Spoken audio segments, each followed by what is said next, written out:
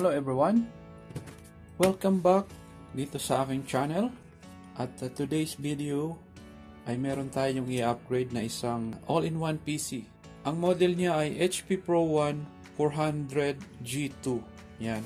Ito ay 20 inches yung kanyang screen, guys. At meron siyang processor na Intel Core i3.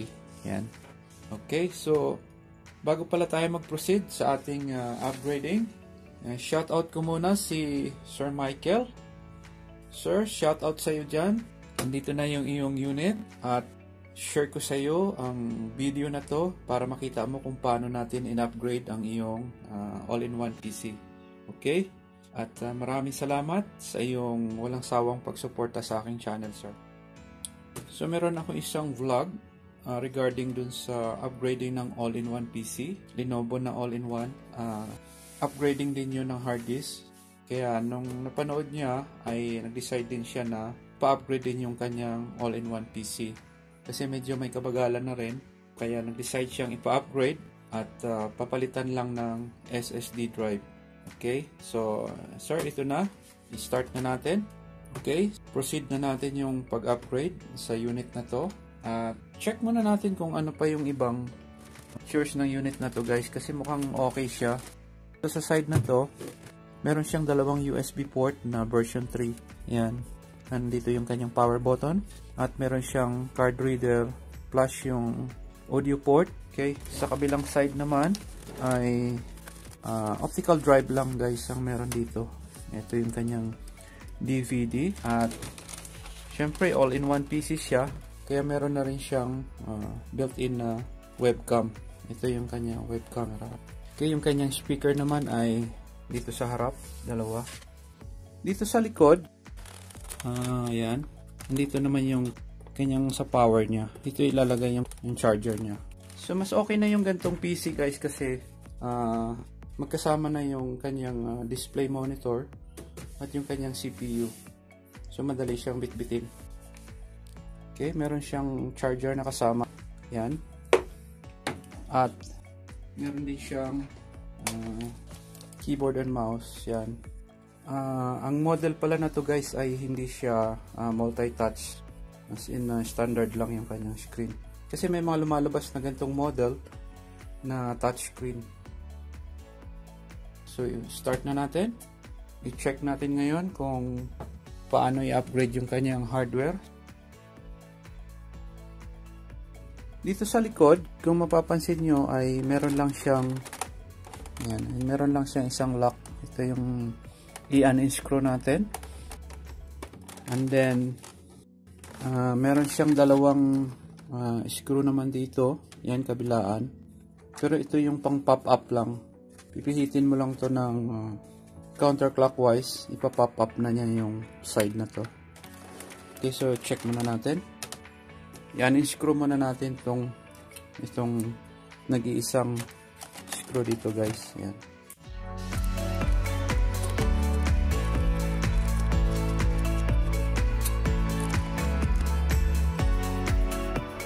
Okay, yan. Na-remove na natin. So, guys, itong cover na to, meron siyang, dito sa side na to, meron siyang kabilaan na lock. Yan. So, i-slide lang natin yan. Yan, para ma-unlock natin. Yan.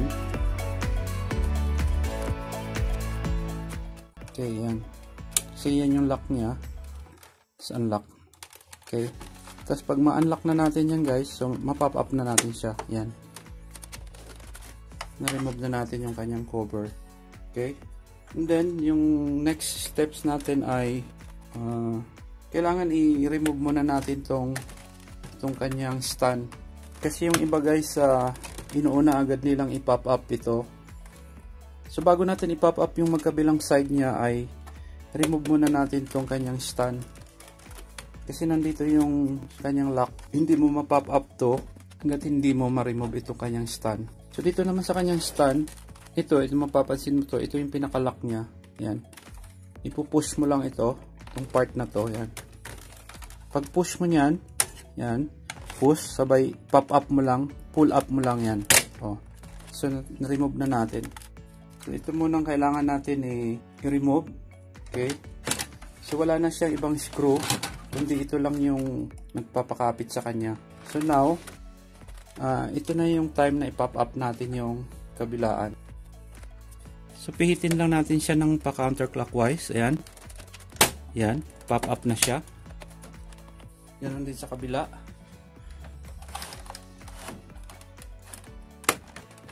Yan. Yan guys. So pag nag-pop up na siya, gamitan na lang natin ng card para ma-release natin yung mga side lock niya. Yung may mga lock siya sa side. Yan. Okay, kabila naman. Yan. So now, may pop up na natin siya. Yan. Okay. Yun. Tanggal na natin yung kanyang back cover. Okay. So, mapapansin natin dito guys, ito yung kanyang hard disk. Yan. Ito yung part na to. Ito ay 500 GB. Yan. Kita natin. So, ito yung dapat nating palitan. Meron na rin tayong guys na-provide na SSD drive. Ito. Ang brand niya ay Golden Memory. Ito ay 500 GB. Yan. SSD. Okay. So, ito yung ipapalit natin. Okay. Bago natin yung palitan, remove muna natin yung kanyang hard disk. Ito yung hard disk connector niya. Try nating i-detach. Yan. So, ito yung pinaka-lock niya sa hard disk. So, i-unlock lang natin. Pull up lang natin. Yan. Tapos, i-push lang natin pataas yung hard disk. Yan. So, nakuha na natin. Okay guys, so ito yung kanyang hard drive. 500 GB. Western Digital. Okay. So, papalitan natin. Maganda yun guys, yung kanyang size ng hard drive niya ay 2.5 lang din. So, madali natin siyang gawing external hard disk. Kasi wala na kasing space yung kanyang storage. Sana gawin natin siyang slave drive pero wala na siyang space. So gagawin na lang natin siyang external. So dito sa part na to, ito yung kanyang motherboard. Dito rin yung kanyang RAM. Ang RAM pala nito guys ay 4 GB. Kaya okay na siya kahit hindi na natin i-upgrade. Pero pwede pa siya mag-upgrade later kung gusto niyang dagdagan. Kasi may isang available slots pa siya. Okay, so remove muna natin yung kanyang 4 na screw. Yan. So ito kasi yung nag-hold dito sa bracket, kaya kailangan mailipat natin to doon sa bagong hard disk, doon sa SSD. So remove lang natin.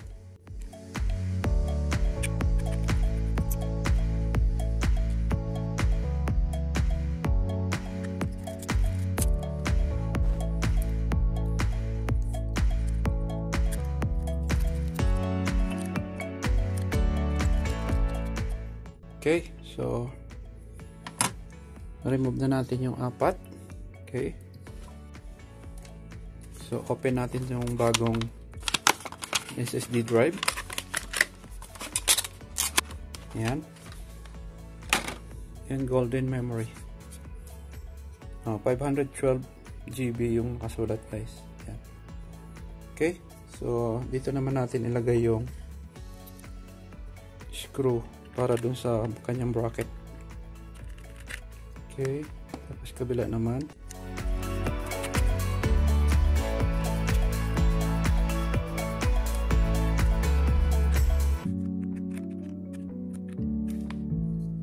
Okay. So now, install na natin siya dito ulit. Okay, so insert lang natin ulit siya yung pag ganyan. Ito yung sa side dito sa may cable. So, pag ganyan, insert lang natin. Okay. Yan, tapos push lang ulit natin siya. Yan, tapos nag-lock na to automatic. Okay. Tapos insert natin yung cable. Yan. So, okay na siya guys. Ganun lang siya kadali mag-replace ng hard disk from SATA to SSD. Okay, so wala ka naman ang ibang gagalawin kundi dito lang sa portion na to. Okay guys, so time to assemble na ulit. Ibabalik na natin yung kanyang back cover para ma-install na natin siya ng program. Before that guys, napansin ko kasi yung kanyang cooling fan. Yan. Dami ng alikabok. Yan. So, kailangan na i-blower muna natin. Okay. So, kailangan ma-remove ko tong part na to para malinis natin ng maayos yung kanyang cooling fan. Para maganda yung kanyang cooling system. So, tanggalin muna natin tong bracket holder niya.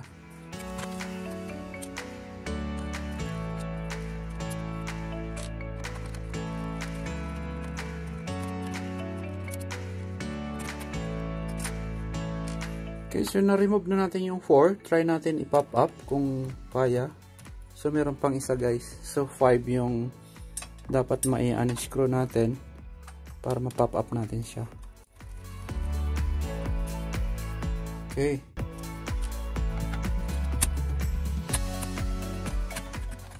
Yan. So guys, so pansin mo yung alikabok.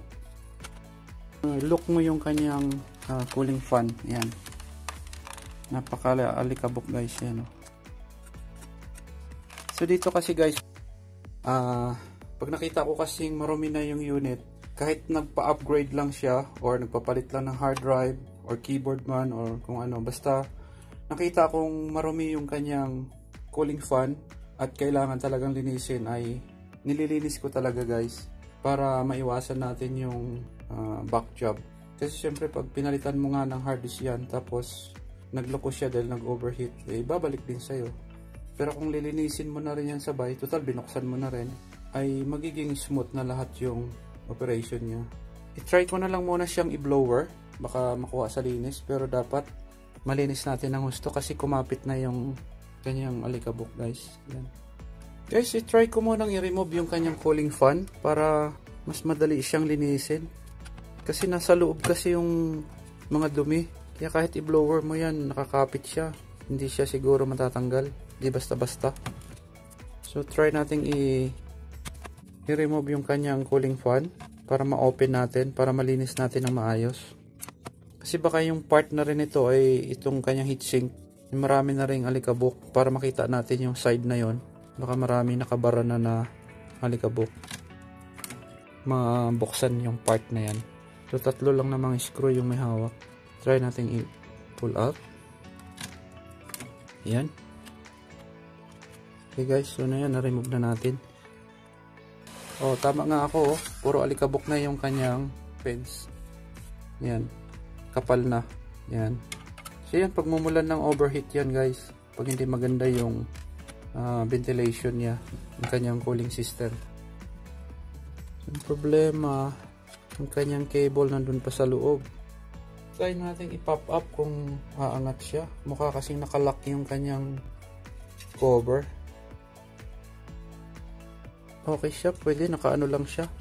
Naka-clip lang.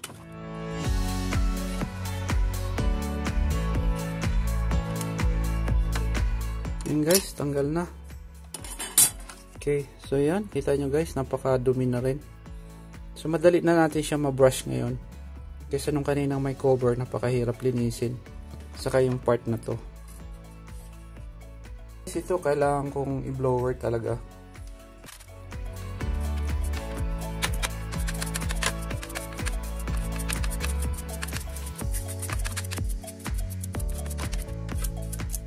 Okay. Tapos saka natin i-blower yan. This malambot na. Ganon din to.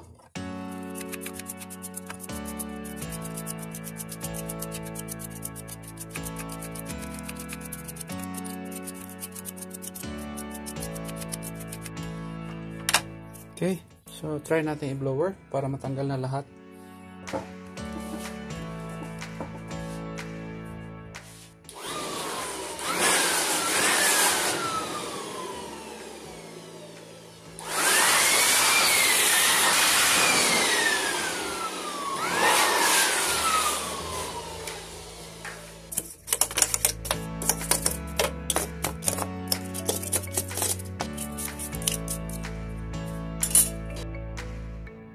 Okay guys, so natapos na natin na blower na natin at malinis na siya. Color black na siya, hindi katulad dati, color dust. So ito, maganda na yung kanya daanan ng hangin. Balik na natin yung kanyang cover.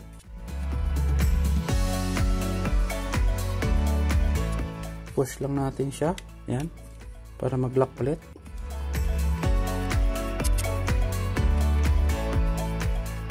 Okay. Tapos, i-screw natin siya. So, balik natin yung 1, 2, 3. Yung 3 na screws niya. Okay.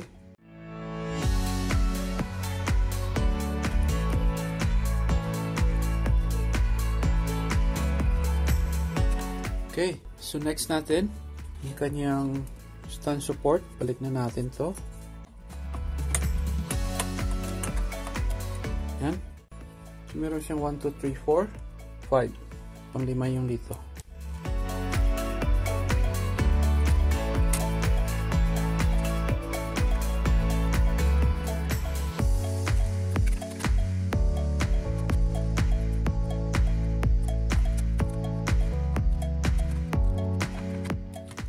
Pitat lang natin. Finalize na. Okay, so now ready na siya para ilagay na natin yung kanyang back cover.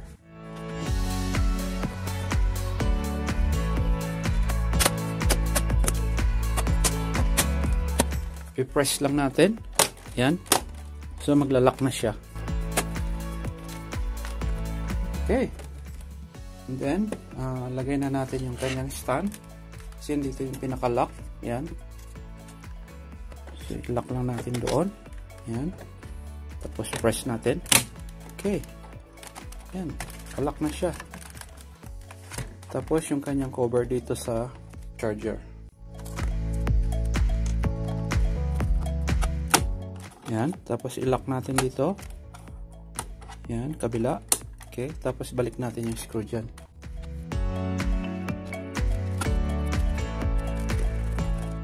Okay, so now ready na siya para installan natin ng operating system. Windows 10 Pro, 64-bit na yung ilo-load natin, at lagyan na rin natin siya ng mga applications. Okay guys, so tapos na natin maloadan siya ng operating system. Meron na siyang Windows 10 Pro at meron na rin siya mga application. So okay, so may charger na siya. Power on na natin. Loading na yung Windows.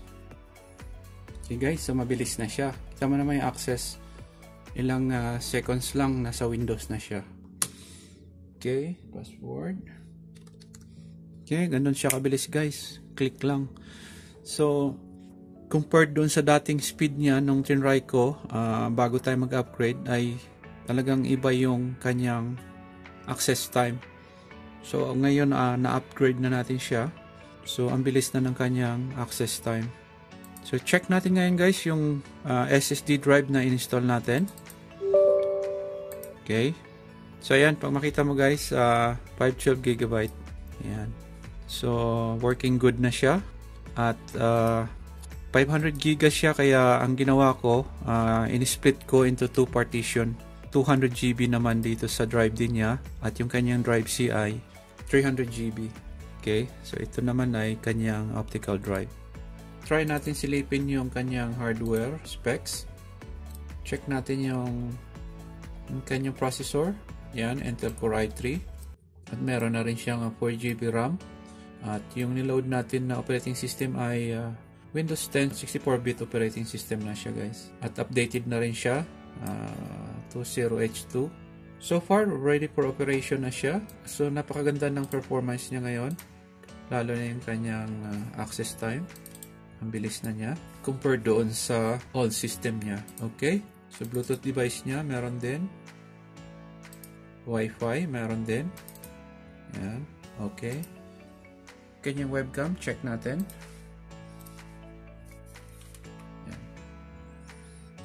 So, hindi ganun kataas yung megapixel ng kanyang cam.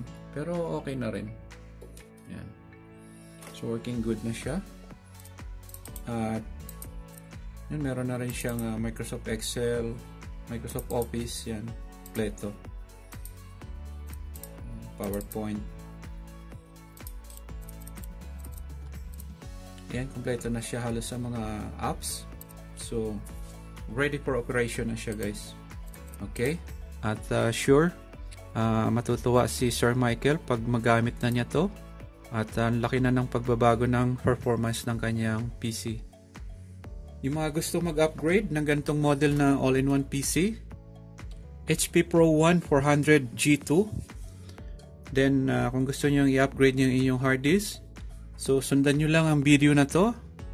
Ay madali na siya, guys. Meron na kayong guide kung paano mag-replace ng SATA drive to SSD.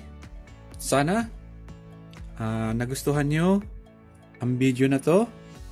At huwag kalimutan, hit nyo lang ang like button at mag-subscribe sa aking channel. Thank you very much for watching and see you in my next video.